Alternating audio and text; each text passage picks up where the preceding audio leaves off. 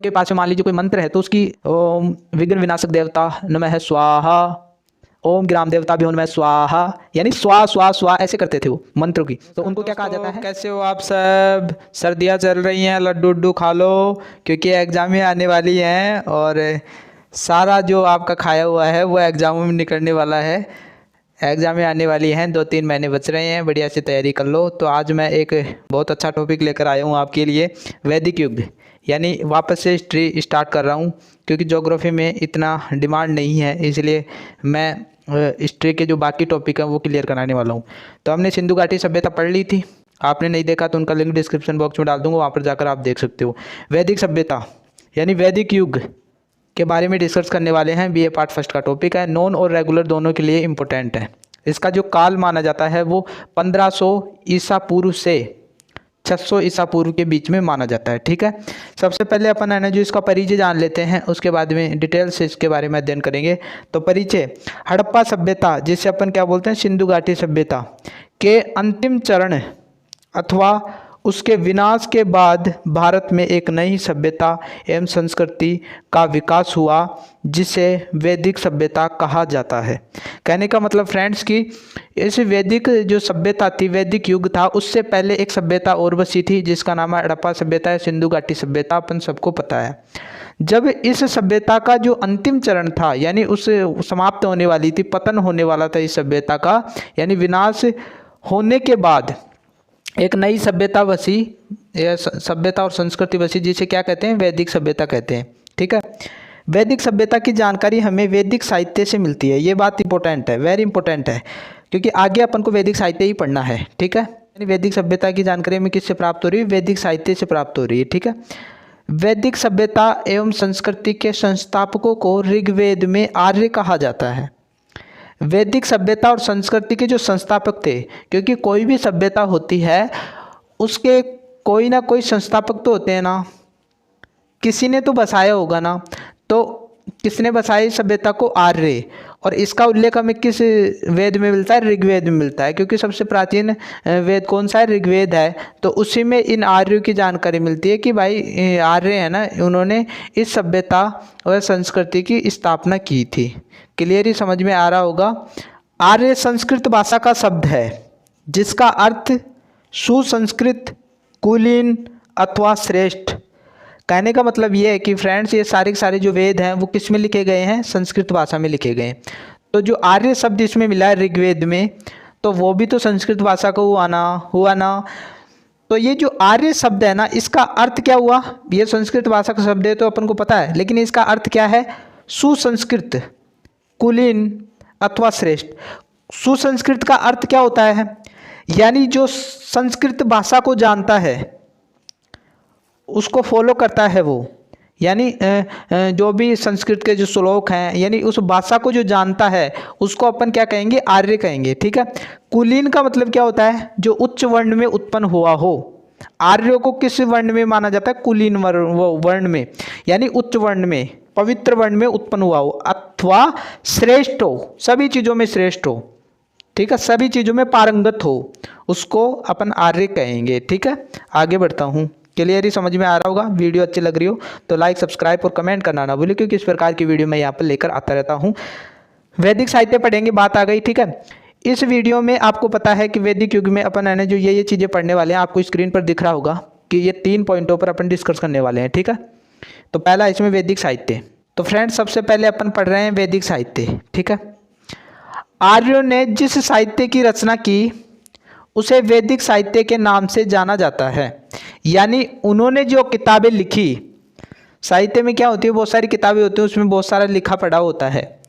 तो जो उन्होंने लिखा, आर्यों ने कुछ भी लिखा हो, चाहे वेद लिखा हो, चाहे ब्राह्मण ग्रंथ लिखे हो, चाहे उपनिषद लिखे हो, चाहे कुछ भी लिखा हो, वो सारा क्या कहलाता है, वैदिक साहित्य कहलाता है। ठीक है, इंपॉर्टेंट बात आ रही, वेरी इंपॉर्टेंट बात आ रही है। इसी वैदिक साहित्य से, यानी ये जो वैदिक साहित्य से, इसमें हमें वैदिक सभ्यता एवं संस्कृति के बारे में विस्तृत जानकारी मिलती है। ये जो वैदिक साहित्य है ना, आर्यों द्वारा लिखा गया। ठीक है, यहाँ तक क्लियर हो रहा है। इसमें अपन को क्या जानकारी मिल रही है, वैदिक सभ्यता और संस्कृति के बारे में जानकारी मिल रही है। आर्यों की जो सभ्यता रही, आर्यों की जो संस्कृति रही, उसके बारे में इसमें जानकारी हमें मिल रही है। अब ये जो सभ्यता और संस्कृति है, इन दोनों का अर्थ अपन को पता होना चाहिए, ठीक है, क्योंकि इनमें बहुत सारा अंतर है। सभ्यता बौद्धिक विकास का सूचक है। बौद्धिक विकास क्या होता है? बौद्धिक विकास का मतलब मानव ने शुरू से लेकर, जहाँ पर वो जंगल में रहता था सबसे पहले, उसके पास में वस्त्र भी नहीं थे, लेकिन जो पत्तों की छाल है उससे वो अपने शरीर को ढकता था। उसके बाद में वो वहाँ पर जानवरों को शिकार करता था। उसके बाद में धीरे धीरे वो आगे बढ़ता गया, अपना विकास करता गया, उसके माइंड का विकास होता गया। आग का आविष्कार कर लिया। आग का आविष्कार करने के बाद में उन्होंने यानी पहले जो गुफा होती थी वहाँ पर रहता था, लेकिन फिर धीरे धीरे है ना जो उसने बहुत सारे हथियारों का आविष्कार कर लिया। फिर बाद में कृषि का आविष्कार हो गया, एक जगह रहने लगे, परिवार बने। इसके बाद में बहुत सारी चीज़ें, और आज आप देख रहे हो कि अपन ने एरोप्लेन का आविष्कार भी कर लिया। तो ये सारा का सारा क्या बौद्धिक विकास ही तो कहलाए ना मानव का। इससे हमारा क्या फ़ायदा है? हमारा जो भारी शरीर है उसको पोषण देने के लिए, उसकी इच्छा के लिए ये बौद्धिक विकास हुआ, ठीक है। संस्कृति क्या होती है? ये तो है ना जो अपन के भारी शरीर के सुख के लिए है, ये जो सभ्यता। लेकिन संस्कृति जो है ना वो हमारे अंदर जो मन है, हमारी जो आत्मा है, उसको सुख देने के लिए इसका विकास हुआ। जैसे खान पान, रहन सहन, संगीत, साहित्य, नृत्य, ये क्या है? संस्कृति में आती है। यानी मानसिक विकास का सूचक है। मन का विकास करता है ये संस्कृति, ठीक है। क्लियर हो गया होगा। इसके बाद में आगे चलता हूँ।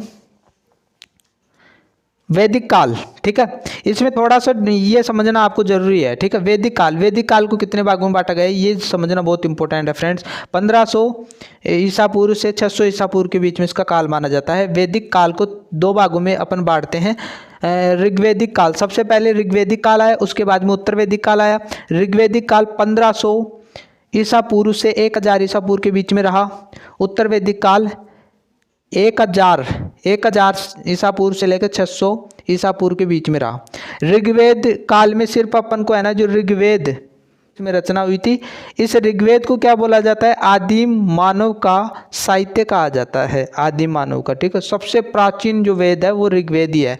उत्तर वैदिक काल में चलोगे तो बाकी जो वेद हैं, जैसे 4 वेद हैं, पहला वेद ये, और बाकी जो लास्ट के जो 3 वेद हैं, यजुर्वेद, सामवेद, अथर्ववेद, ये इस काल में आ जाएंगे, ठीक है। तो 2 काल हो गए, ठीक है। आगे बढ़ता हूँ। वैदिक साहित्य में अपन क्या क्या पढ़ने वाले हैं? वैदिक साहित्य में सबसे पहले अपन वेद पढ़ेंगे, जिसे संहिता भी बोला जाता है, ठीक है। इसके बाद में ब्राह्मण ग्रंथ पढ़ेंगे। इनको है ना जो ईश्वर द्वारा इनका निर्माण किया गया ऐसा माना जाता है, ठीक है, जो ईश्वर द्वारा निर्मित किया गया हो। आरण्य ग्रंथ पढ़ेंगे। आरण्य का मतलब क्या होता है? जंगल, और वहाँ पर जो ग्रंथ लिखे गए उसे आरण्य ग्रंथ बोलते हैं। उपनिषद, तो इसमें क्या क्या है वो सारी चीज़ें देखने वाले हैं। वेदांग, ठीक है। इसके बाद में स्मृति साहित्य, तो ये 6 टॉपिक इसमें देखने वाले हैं वैदिक साहित्य में, ठीक है। तो अपन पढ़ने वाले हैं वेद, जिसे संहिता बोलते हैं। सबसे पहले अपन का वेद का जो अर्थ होता है वो जानना अत्यंत आवश्यक है। वेद शब्द संस्कृत भाषा की विद धातु से बना है, ठीक है। धातु लिखना यहाँ पर मिस्टेक कर गया, धातु से बना है, जिसका अर्थ क्या होता है? ज्ञान होता है। जैसे आपने संस्कृत में 10वीं क्लास में पढ़ा होगा, लट लकार चलते हैं, धातु चलते हैं, जिसमें विदति, विदतै, विदंती, विदसी, विदत है, विदत, विदामी, विदावै, विदामय है। यहीं से ऐसे इस प्रकार से धातु चलती है। तो बहुत सारी 4-5 लकार चलते हैं उसमें, तो ये वो ही है, ठीक है। इसका अर्थ क्या होता है? ज्ञान। वेद आर्यों की प्राचीनतम रचना मानी जाती है, यानी सबसे प्राचीन रचना किसे माना है? वेदों को माना है, ठीक है। वेदों को अपौरुषीय माना गया है।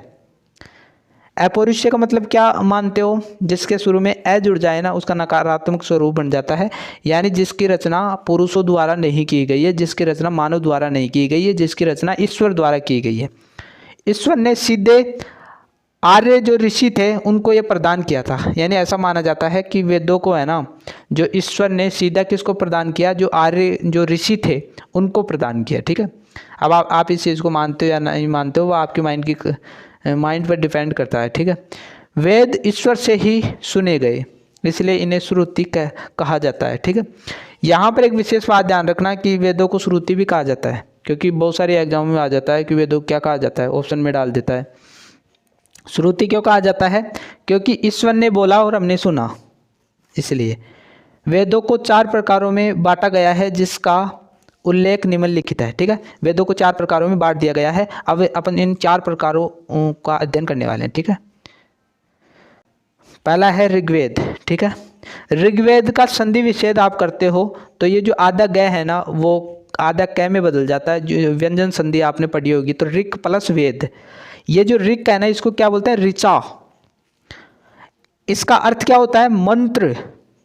यानी जब आर्य जो यज्ञ करते थे ना तो उस टाइम मंत्र बोलते थे, उनको क्या बोला जाता है, ऋचा या ऋक। ठीक है, और देवताओं की स्तुति करते थे। जैसे उनके पास में मान लीजिए कोई मंत्र है तो उसकी ऐसे करते थे कि ओम विघ्न विनाशक देवता नमः स्वाहा, ओम ग्राम देवता भी नमः स्वाहा, यानी स्वा स्वा स्वा ऐसे करते थे वो मंत्र की। तो उनको क्या कहा जाता है, ऋचा या फिर ऋक आप बोल सकते हो। ठीक है, मंडल कितने इसमें, 10 मंडल हैं ऋग्वेद में, यह ध्यान में रखना 10 मंडल हैं।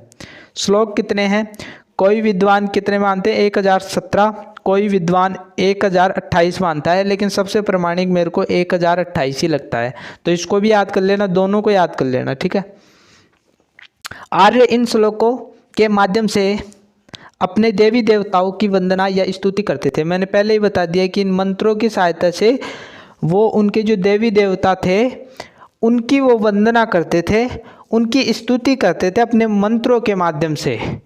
ओम लक्ष्मीपति देवता भ्यो नमः स्वाहा ऐसे करते थे। ठीक है, आप संस्कृत में भी श्लोक काफ़ी पढ़े होंगे आपने। जैसे किसी की शादी होती है उस टाइम भी तो करते हैं ना, वैसे वो भी करते थे।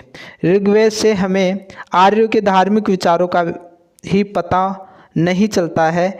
इसी के साथ कहने का मतलब है कि धार्मिक विचारों का अपन को पता चलता है। ऊपर आपने देखा कि देवी देवताओं की स्तुति कर रहे हैं तो इस वेद में तो अपन को धार्मिक विचारों का पता तो चलता ही है, लेकिन इसके अलावा भी राजनीतिक, सामाजिक, आर्थिक, सांस्कृतिक आदि दशा का भी पता चलता है। यानी उनके राजनीतिक स्थिति कैसी थी, क्या वो राजा उनके कबीले का राजा हुआ करता था, ये कैसी व्यवस्था चलती थी, कौन कौन सी सभा थी।